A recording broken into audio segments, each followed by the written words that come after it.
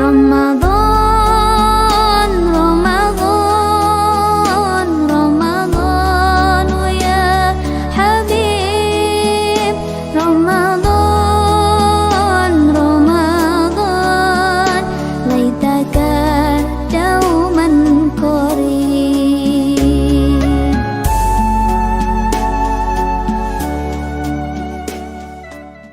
Assalamualaikum warahmatullahi wabarakatuh. Waalaikumsalam warahmatullahi wabarakatuh. A'udzubillah, bismillah, alhamdulillah. Wassalatu wassalamu ala khairi rasulillah wa ala alihi wa sahbihi wa mawala amma ba'd. Alhamdulillah, usai sudah bulan Ramadan, kita akan menghadapi satu hari agung, satu hari mulia, satu hari yang menjadi pusat kegembiraan kaum muslimin sedunia. Satu istilah baku yang diterapkan kepada hari tersebut yang populer, Idul Fitri. Secara sederhana, Idul Fitri artinya kembali ke fitrah, kembali menuju kesucian, kembali sesuatu yang murni. Idul Fitri. Nah, tentu saja dalam kesempatan yang singkat ini kita ingin mencoba meluruskan, mencoba memberikan klarifikasi, mencoba tabayun agar supaya hari raya Idul Fitri tidak terlalu jauh menyimpang sebagaimana yang dicontohkan oleh Rasulullah SAW. Ada seorang ulama besar yang bernama Al-Imam Zakiyuddin bin Abdul Azim bin Abdul Huwa. Dalam sebuah karyanya beliau mengatakan sangat singkat sekali, simpel tetapi maknanya cukup padat. Yuhibbu Rasulullah SAW ayyuqabila wa'id. Ada beberapa perkara yang menjadi kesukaan, yang menjadi kebiasaan, yang sengaja dibangun oleh Rasulullah tatkala mengisi hari raya itu. Jadi kondisi kejiwaan Rasulullah ketika itu memang berbeda, walaupun kondisi kejiwaan ini akan terrefleksikan dalam kegiatan harian. Apa yang masuk dalam kategori pekerjaan-pekerjaan atau kondisi kejiwaan yang dialami oleh Rasulullah SAW? Yang pertama, Al-Imam Zakiyuddin menyebutkan Rasulullah pada saat menjelang Idul Fitri bil bishri wasur, menampakkan sebuah aroma wajah yang penuh dengan keceriaan, dengan penuh sukacita, dan menghimpun seluruh energi kegembiraan.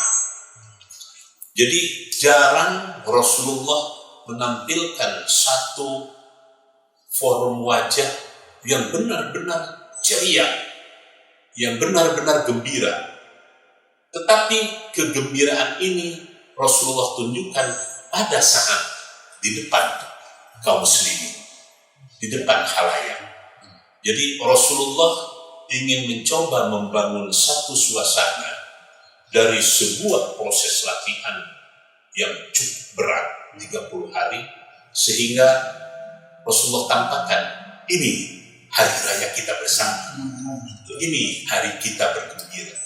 Akan sangat lucu misalnya apabila Rasulullah nampak wajah murung sementara sahabat-sahabat lain juga gembira. Jadi Rasulullah tidak ingin ada satu kondisi yang paradok, yang bertolak belakang. Ini yang pertama. Jadi sangat indah sekali.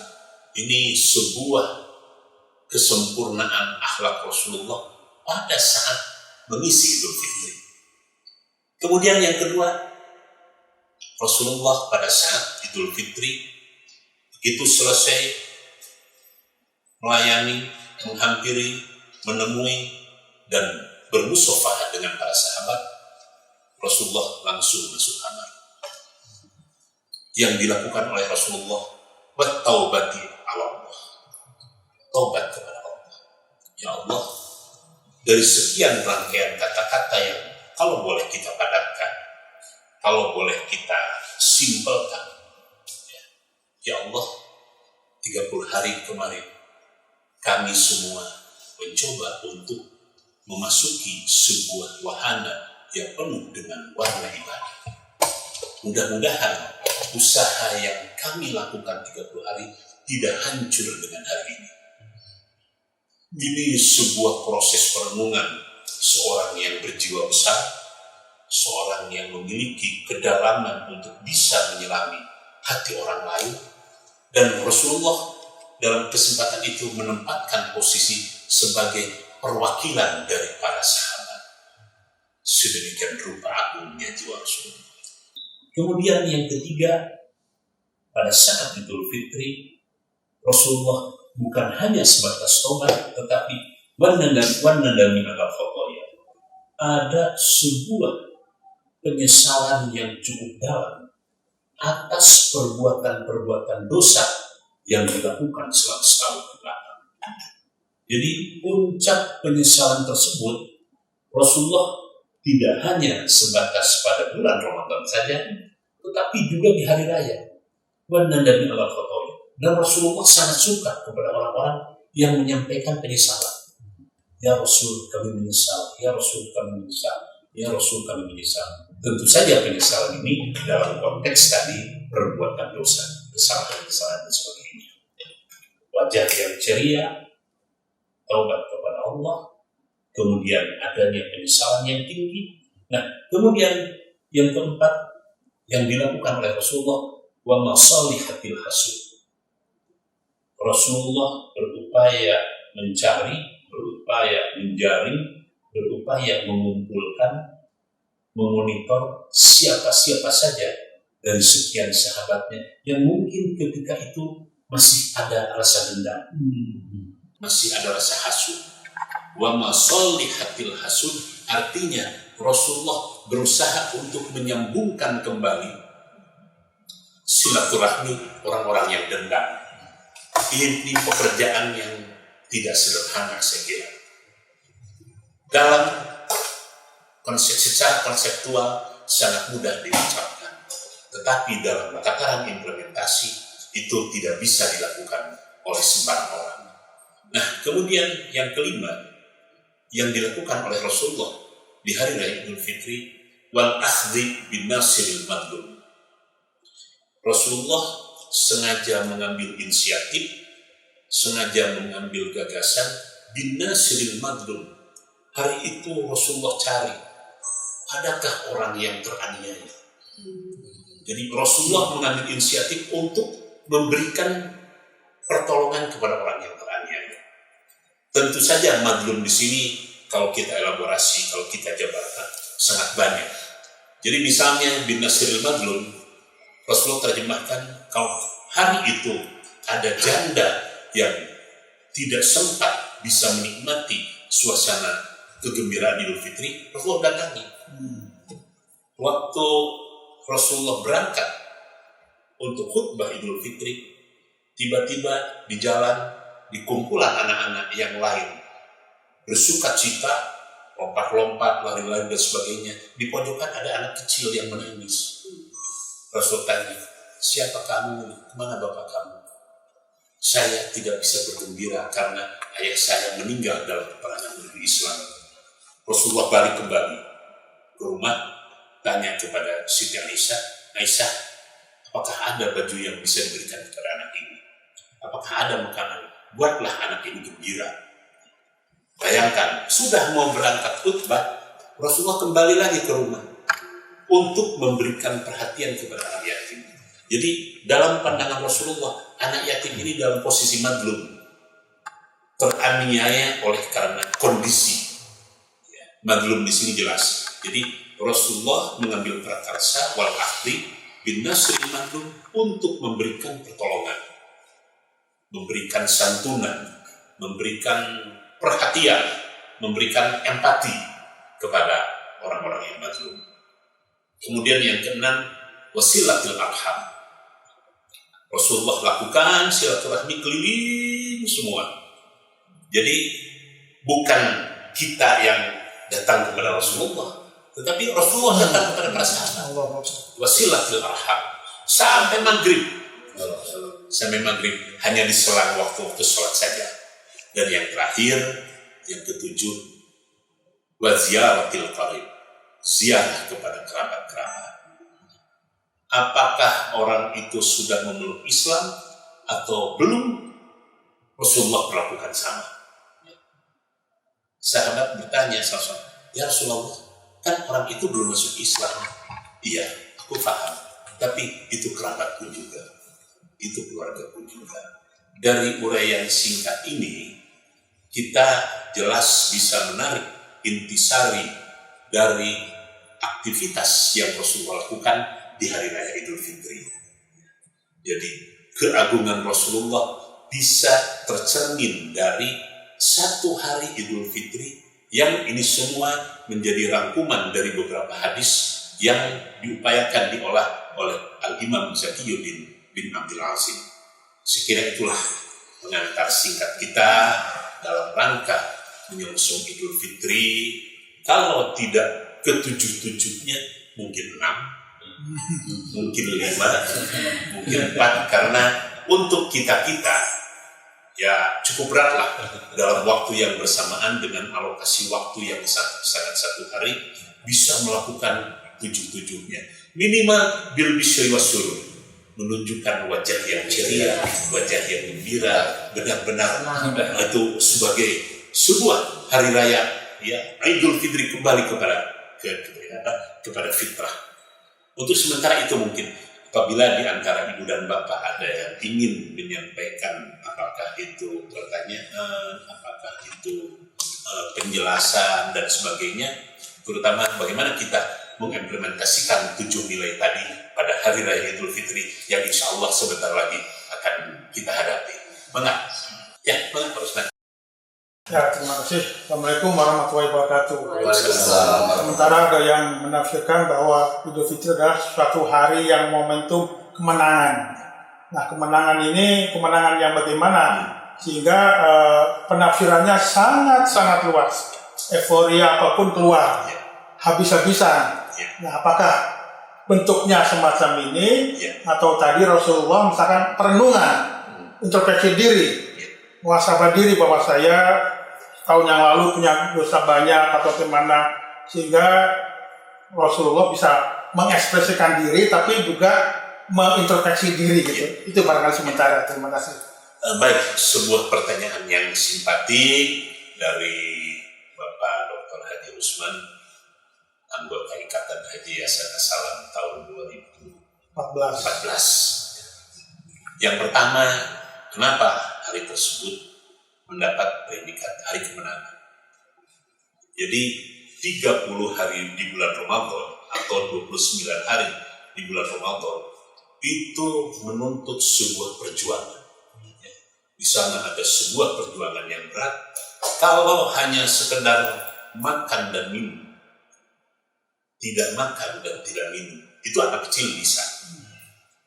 Tetapi kalau kita kembalikan ke puasa dalam arti yang lebih substantif, menahan hawa nafsu, itu adalah sebuah perjuangan.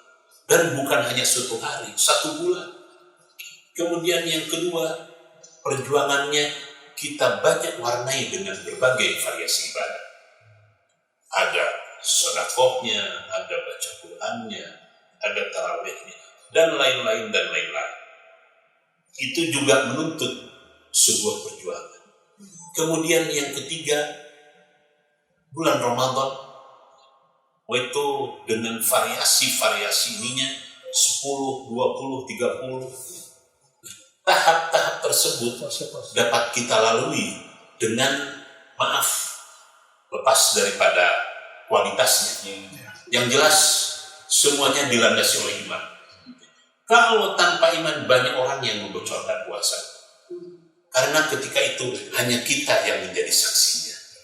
Tetapi ketika itu kemenangan yang dimaksud oleh Rasulullah, kita berhasil menaikkan keimanan kita sampai ke derajat tertentu.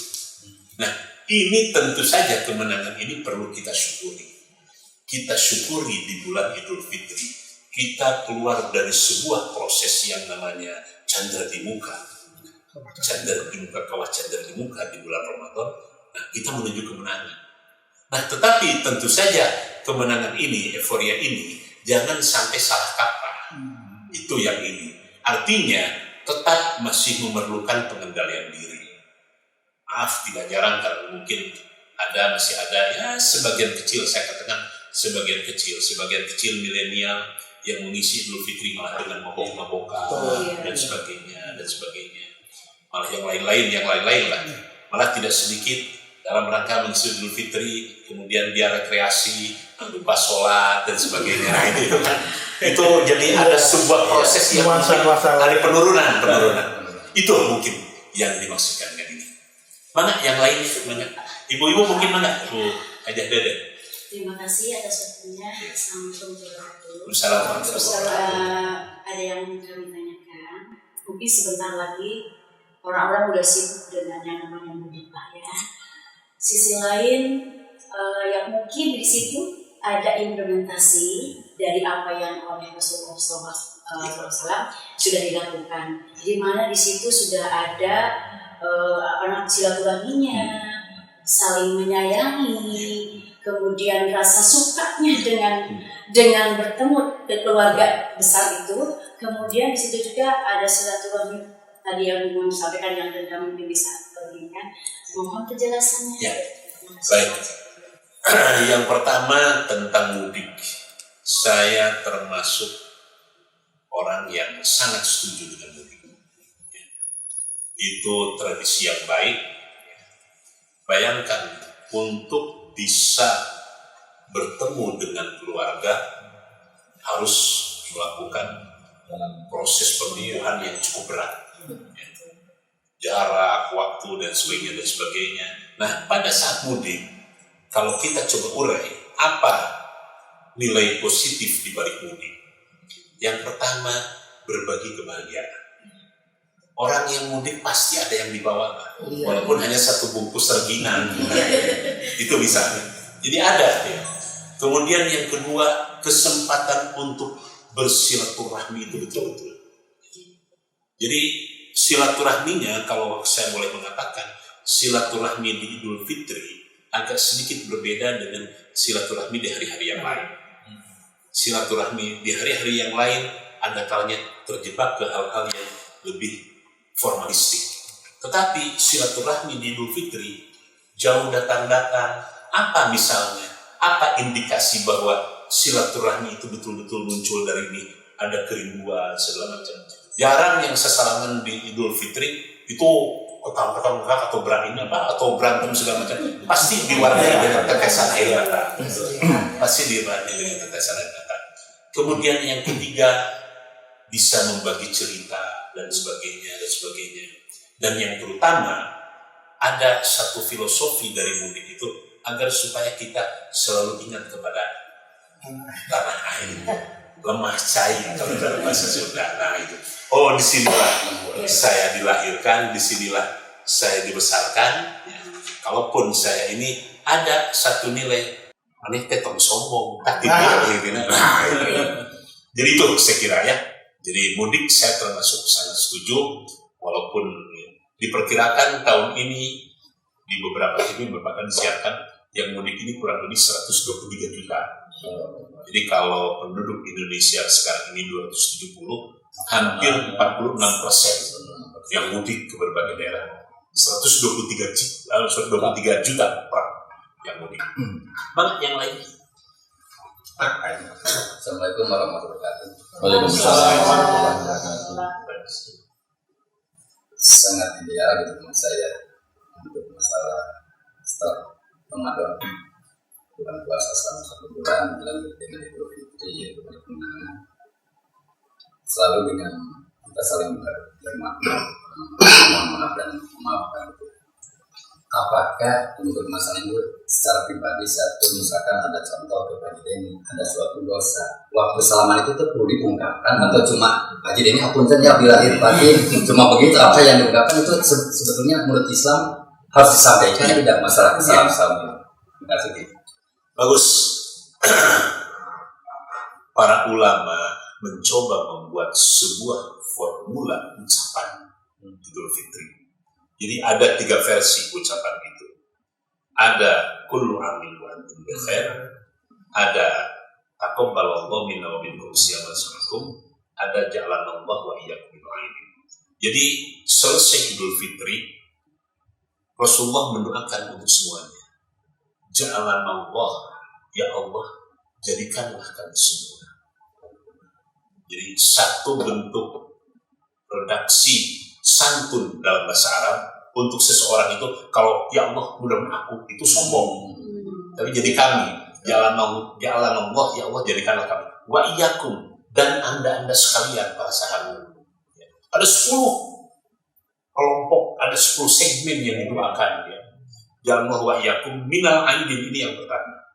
Semoga kami ini dimasukkan dalam kelompok orang-orang yang kembali kepada kebenaran, kembali ke fitrah.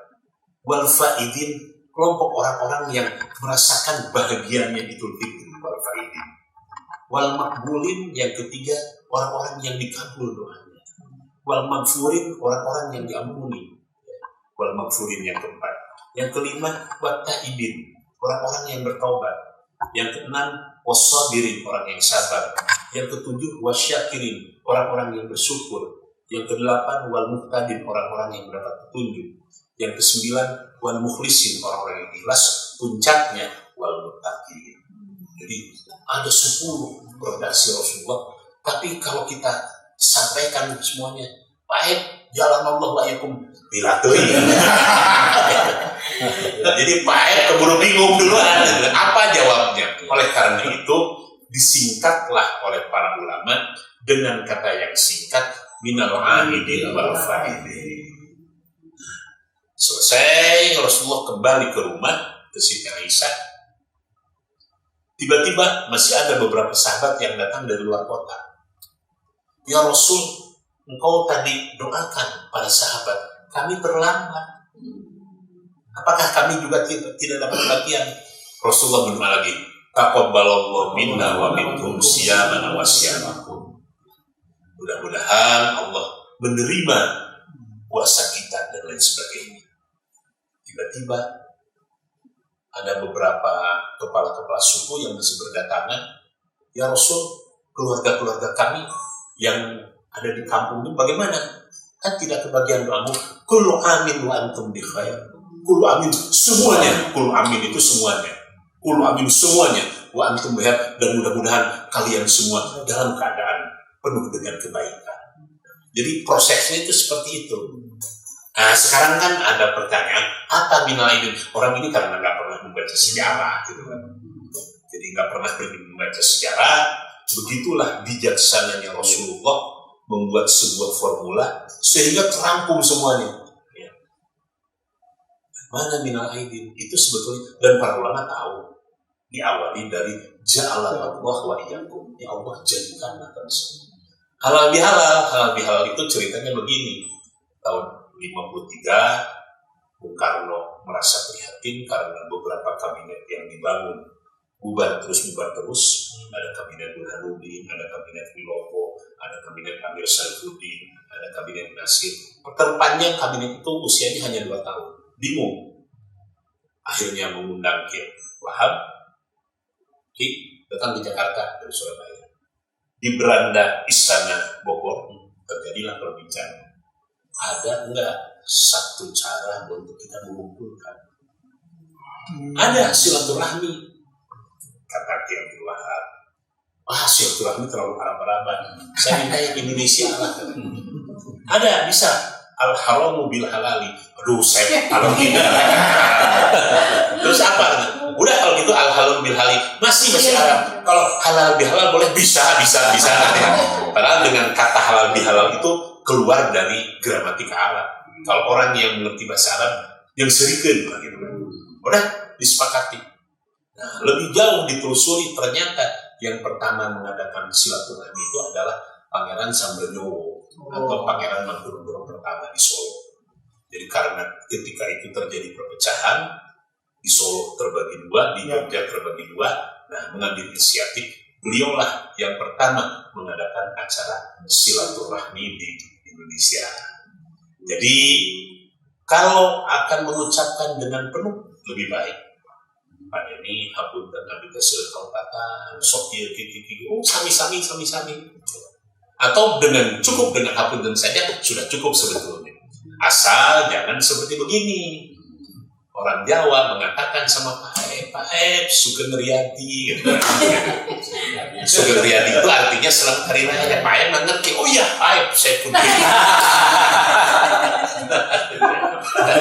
nah, maksudnya orang Jawa tahu ada dulu. Orang ini nggak tahu artinya Sugeng Riyadi. Jadi kalau tidak Sugeng Riyadi, selamat Riyadi, selamat hari raya. Wilujeng Boboran, nah maksudnya Wilujeng Boboran. Bukan saya di tanah. Nah, yang lainnya. Saya kali Pak. Ya, Tapi ini baru saya dengar pertanyaan pemaparan Bapak itu sangat komprehensif. Menurut saya dari 7 itu, saya pikir biasanya dapat 1 aja, silaturahim aja.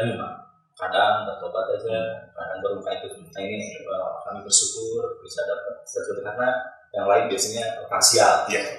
Nah pertanyaan saya adalah justru kekhawatiran kami itu Pak, ketika pasca Idul Fitri pasca Idul Fitri yang sudah kita terpola, bangun malam, sholat tepat waktu, biasa gitu Pak, baca Quran. Ini kadang-kadang bagaimana caranya kita bisa mempertahankan itu Pak? Itu yang mungkin jadi dianggap itu jadi diterima puasanya karena salah satu kriteria. Mohon penjelasan Pak. Jadi yang pertama Pak Haji Denny ini ikatan haji asal salam 2011. Jadi yang pertama mungkin yang perlu kita jelaskan, apakah mungkin kita bisa melakukan sebagaimana yang dicontohkan oleh hal ini? Itu sebetulnya berkaitan dengan seni mengatur waktu. 1 hari bisa kita lakukan semuanya. Tobat misalnya, setelah kita masuk waktu sholat zuhur, kita sisihkan 1/4 jam, ya Allah, kami ini bisa tobat. Benar Nabi al-Khotoya, penyesalan ya Allah, ya sambil tobat bisa disampaikan. Ziaratul aqarib setelah sholat zuhur, kemudian ini asar mau masuk masjid, banyak kerabat itu bisa dilakukan. Itu yang pertama.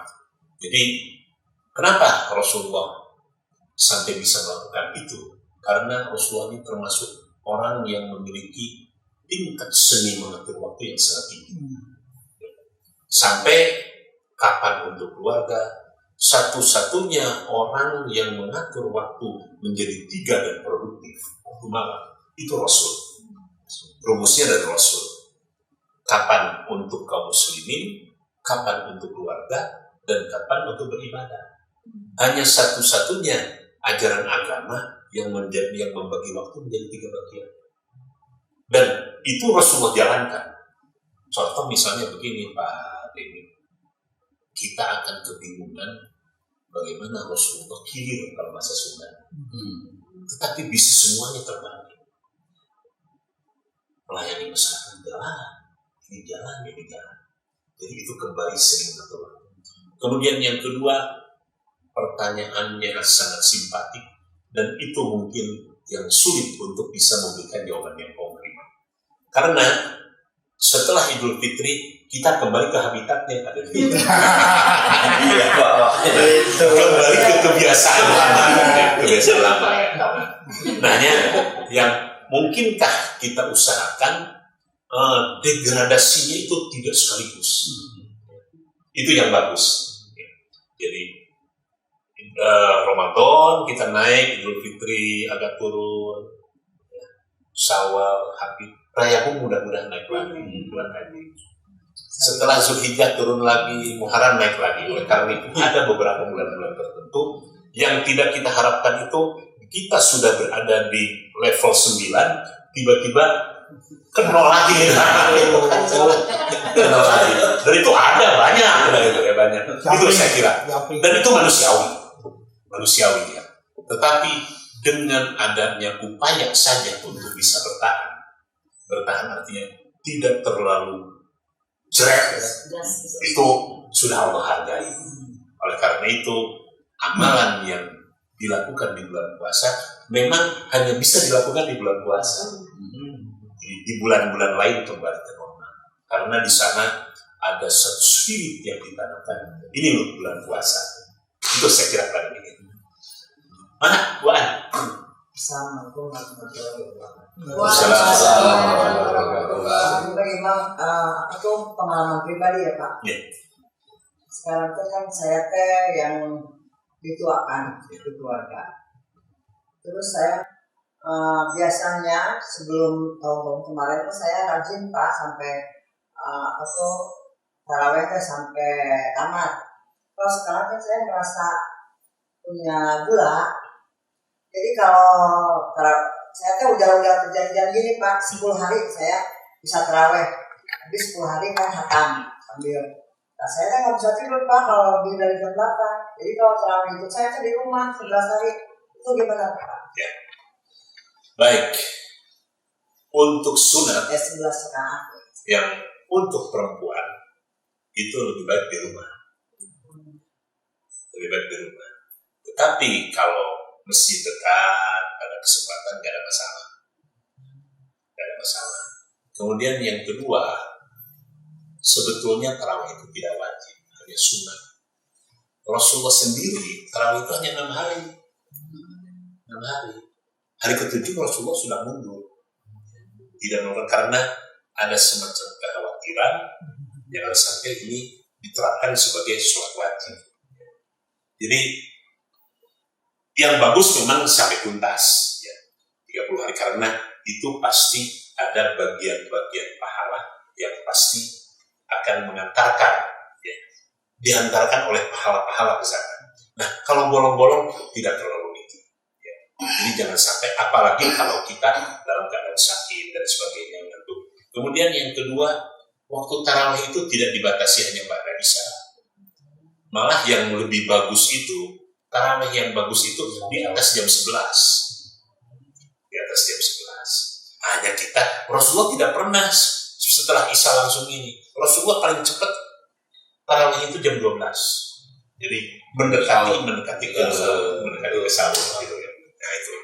Jadi kalaupun misalnya kita tidak sempurna, tidak menjadi masalah. Hanya karena di sini sudah terbangun sebuah image bahwa tarawih itu harus tamat, ya. Padahal tarawih itu pelengkap lah, suplemen kalau pada suplemen. Yang intinya puasanya. Jadi itu mungkin bukan ya. Jadi tidak perlu ada khawatir dan sebagainya. Sekaligus ini kok tapi kok beda pendapatnya dari kok. Memang itu yang dicontohkan Rasulullah seperti itu. Saya kira itu.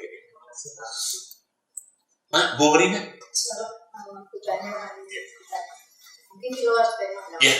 Bismillahirrahmanirrahim. Assalamualaikum warahmatullahi wabarakatuh. Assalamualaikum. Ada sedikit kekhawatiran setiap habis mau menjelang Idul Fitri ini ada sedikitnya banyak senangnya, ada senangnya lebih banyak sedikitnya kalau saya takutnya ada kekhawatiran belum terampuni dosa-dosa saya. Sedangkan ibadah hanya seperti ini biasa-biasa saja, tidak istimewa bulan Ramadan yang diagungkan ini. Nah, yang menjadi pertanyaan yang selalu membuat saya kadang menangis itu, saya bertanya untuk meyakinkan saya tadi Allah memberikan ada di salah satu bulan hari yang istimewa di bulan Ramadan itu Lailatul Qadar, insyaallah akan menghapuskan seluruh dosanya. Itu yang saya tunggu setiap tahun, setiap ketika saya sudah mungkin ada mengerti lah begitu. Nah sekarang yang menjadi pertanyaannya, ketika saya berbuat banyak kesalahan, banyak dosa dilakukan di tempo yang lama gitu, ketika misalnya ada momen itu saya juga tidak tahu apakah saya mendapatkan Lailatul atau tidak. Yang ini menjadi pertanyaan, ketika kita mendapatkan itu, insya Allah mudah-mudahan betul-betulkah Allah akan menghapuskan semua dosa-dosa yang pernah kita lakukan saat dari mulai Akil balik sampai detik ini. Nah itu seperti itu.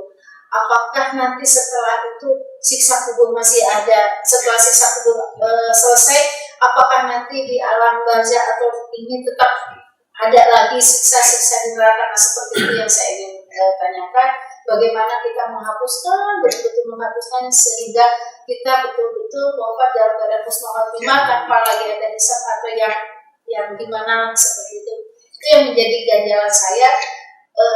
Ingin minta pencerahan dari Bapak, apa yang mesti kita lakukan? Terima kasih Bu Rina. Yang pertama, penyesalan yang diutarakan oleh seseorang itu di hadapan Allah mendapatkan nilai positif. Penyesalan itu sesuatu yang mahal, tetapi tidak titik, itu baru koma. Apa follow up dari penyesalan? Itu yang namanya tobat dan sebagainya.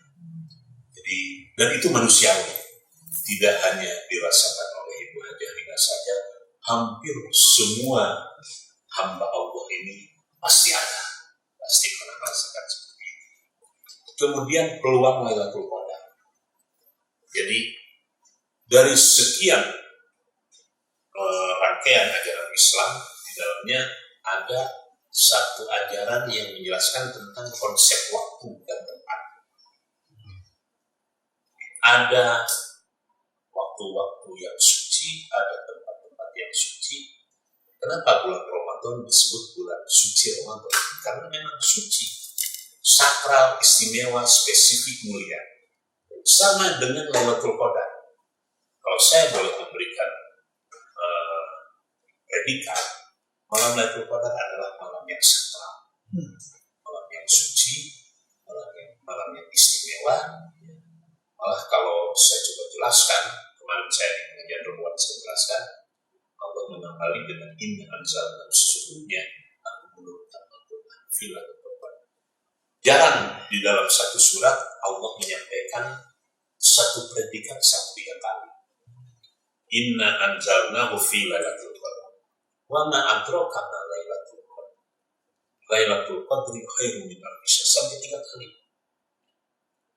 Dan Allah memberikan sebuah formula kalimat seakan-akan bentuk pertanyaan. Wa ma adraka ma Lailatul Qadar. Apakah kamu tahu Muhammad apa itu yang namanya Lailatul Qadar? Lailatul Qadri khairun min alfi syahr. Lebih baik, khairun itu lebih baik artinya. Lebih baik daripada 1000 bulan. Jadi kalau misalnya masih hadis kita masih ada peraturan. Tapi ini jelas Al-Quran. Dan yang mengeluarkan statement ini langsung Allah.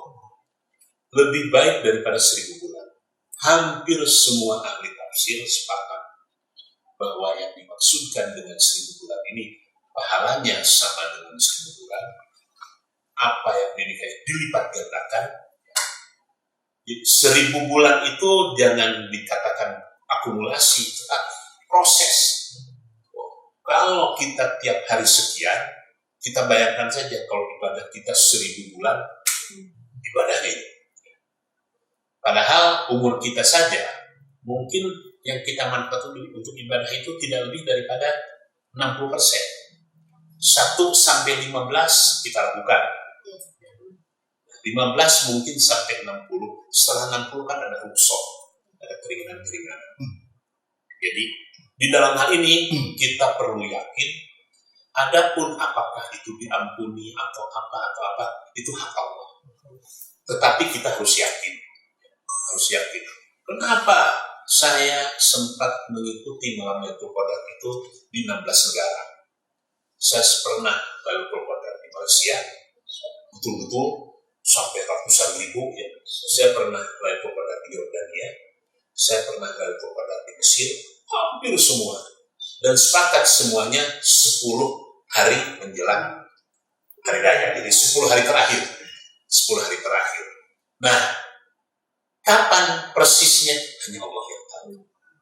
Nah, sekarang ada pertanyaan, katanya nuzul Quran itu 17. Jadi pada saat Lailatul Qadar Allah menurunkan Quran itu sekaligus dari Lauhul Mahfuz ke Baitul Izzah, rumah kehormatan, langit dunia. Sekaligus turun 30 juz. Nah, berikutnya dari langit dunia ke Rasulullah itu mulainya tanggal 17 Ramadan. Diawali dengan Iqra bismi rabbikal ladzi khalaq. Baru berikutnya turunkan berangsur-angsur 22 tahun, 2 bulan, 22 hari. Itu dimulainya tanggal 17 Ramadan. Jadi ini salah paham, ini salah kaprah, rancu gitu, kerancuan ya. Jadi nuzulul Quran ya, Lailatul Qadar itu Allah menurunkan ini dan yang lebih jauh kayak karena zalul malaikat malaikat, beberapa hadis mengatakan jumlah malaikat yang turun malam itu biizni rabbihim. Allah kunci dengan kata biizni, dengan izin Allah. Semua diizinkan oleh Allah turun ke dunia. Jumlahnya lebih banyak daripada kerikil yang ada di dunia. Lebih banyak dari kerikil yang ada di dunia. Oleh karena itu, Lailatul Qadar artinya juga padat. Lailatul Qadar itu ada 4 makna pada tafsir itu. Qadar yang pertama dalam arti takdir, qadar yang kedua dalam arti ketentuan, qadar yang ketiga dalam arti ketegasan, qadar yang keempat dalam arti pembatasan. Nah, si malaikat ini bukan hanya sekedar turun. Kata Rasulullah, malaikat ini sengaja mendatangi orang-orang yang pada malam itu sengaja beribadah. Salamun. Para malaikat ini menyampaikan, ya Rusman, kesejahteraan kau. Kesejahteraan itu kau. Semua yang mengisi acara Lailatul Qadar disalami, hanya kita nggak tahu oleh para malaikat.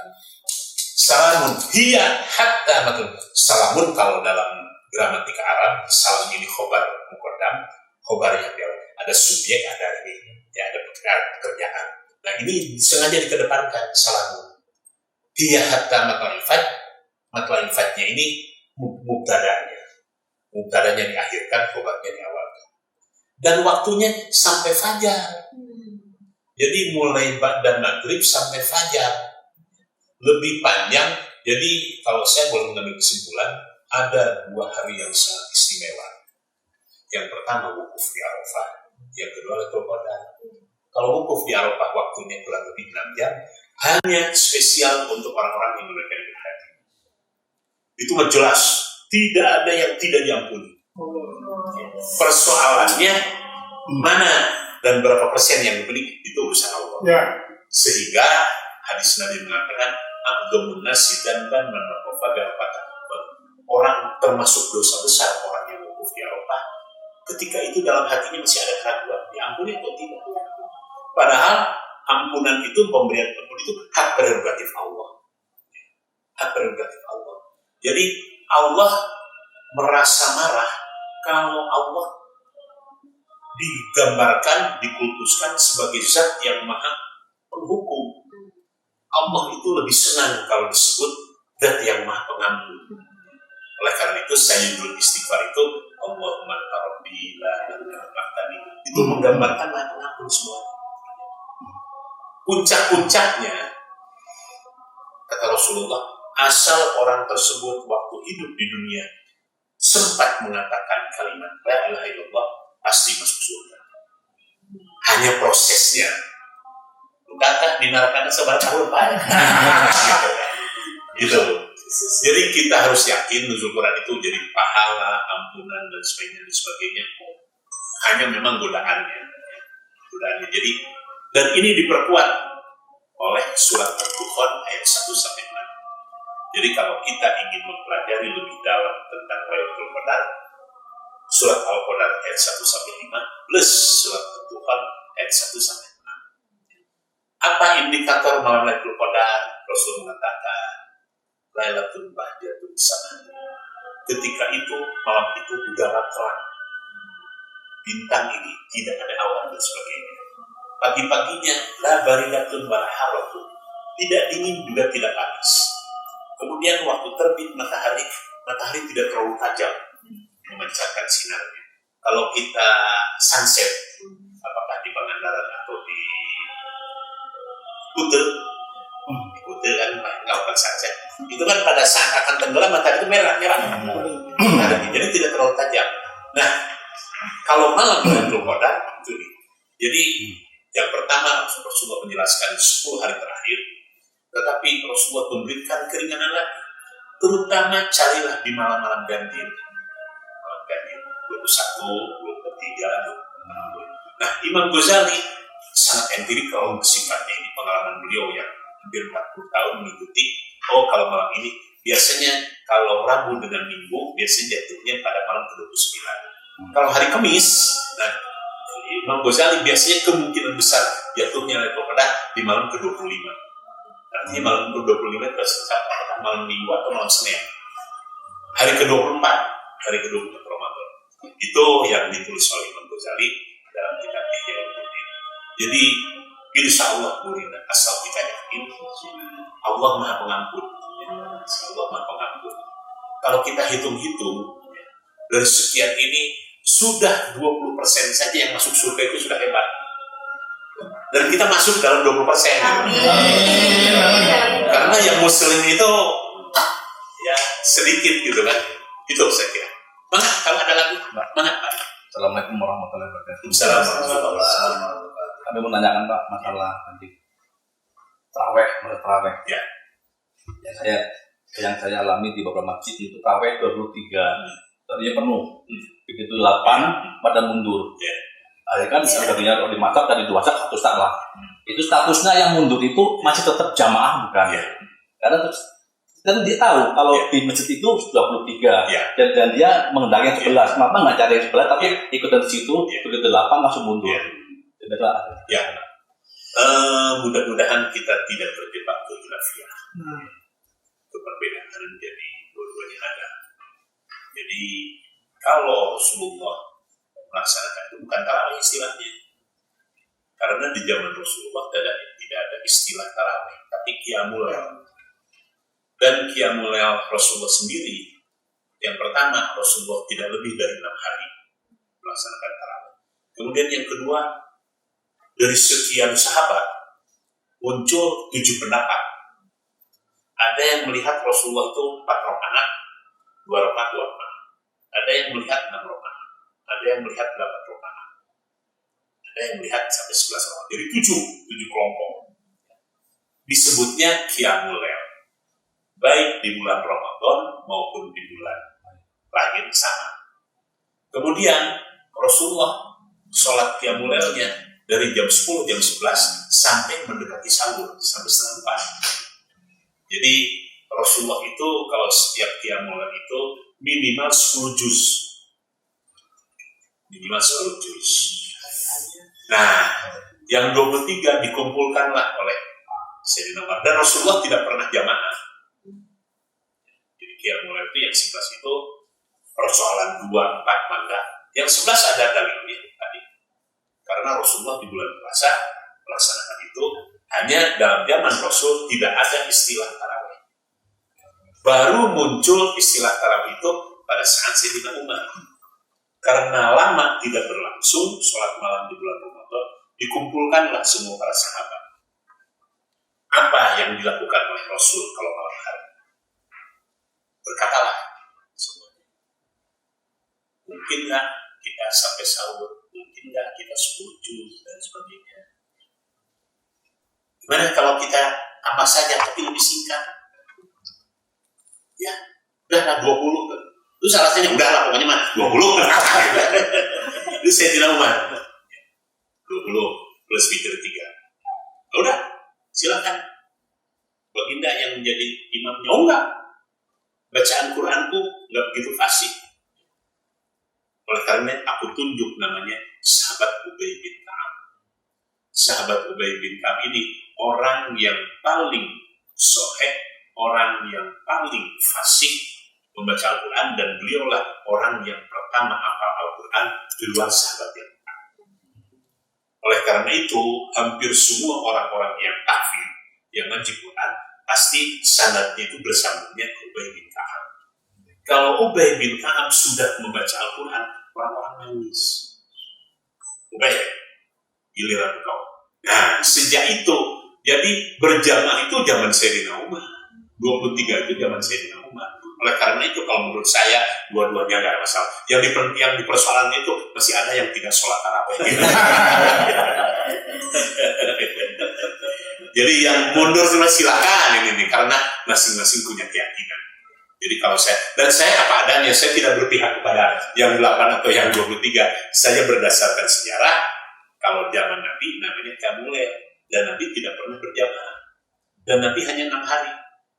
Jadi kalau mau Qiyamul, hanya 6 hari aja cukup, ringan sebetulnya. Saya kira itu gitu ya. Saya mencoba mendudukan permasalahan ya, dari referensi yang saya baca tentang itu, itulah yang saya ketemukan. Ya, saya baca dari mungkin yang kurang lebih 80 atau 90 kitab. Sekali kakak dia dah. Jadi kayak barisan gitu. Itu mungkin penjelasan singkat yang dapat saya sampaikan. Amin ya Allah ya Rabbal Alamin. Amin ya Allah ya Bismillah. Bismillahirrahmanirrahim. Allahumma inna ka'afuun karim. Allahumma fa'afu anna. Allahumma inna nas'aluka ridhaka wal jannah. Wa na'udzuka min sakhatika wan nar.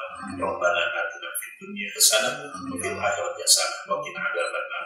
Assalamualaikum warahmatullahi wabarakatuh. Waalaikumsalam. Ramadan